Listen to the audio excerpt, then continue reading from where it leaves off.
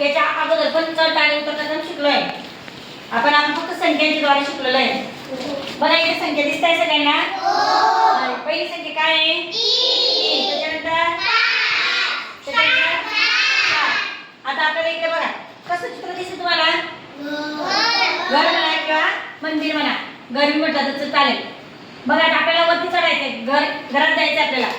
आता आपण खाली उतरलेलो आहे, आपलं घर दुसऱ्या मजल्यावर आहे. आपल्या खालच्या घराला पायऱ्या असतात का? नाही. आता हे आपलं घर दुसऱ्या मजल्यावर आहे.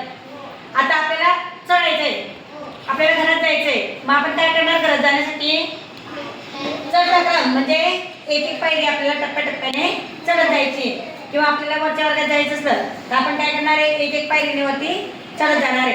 आलं लक्षात? आता पहिले कोणत्या पायरी पाय ठेवू आपण? 1 नंबरच्या. त्याच्यानंतर 2, त्याच्यानंतर 3, 4, 5, 6, 7, 8, 9, 10 आणि मग आपण असं घरात एंट्री करू. असं आपण घरात जाऊ. आलं लक्षात? म्हणजे आपण डायरेक्ट 6 नंबरच्या पायरी पाय ठेवला का? सुरुवातीला कोणत्या पायरी आलो? 1 नंबरच्या, नंतर 2 नंबरच्या. म्हणजे आपल्याला चढता क्रम लावताना पहिले सगळ्यात लहान संख्या घ्यायची. काय करायचंय? पहिले सगळ्यात लहान संख्या घ्यायची, मग त्याच्यानंतर थोडीशी मोठी घ्यायची. असं करत करत आपल्याला एक एक पायरीवर चढत जायचं आहे. हा झाला आपला कोणता क्रम? कोणता क्रम झाला? हा झाला आपला चढता क्रम.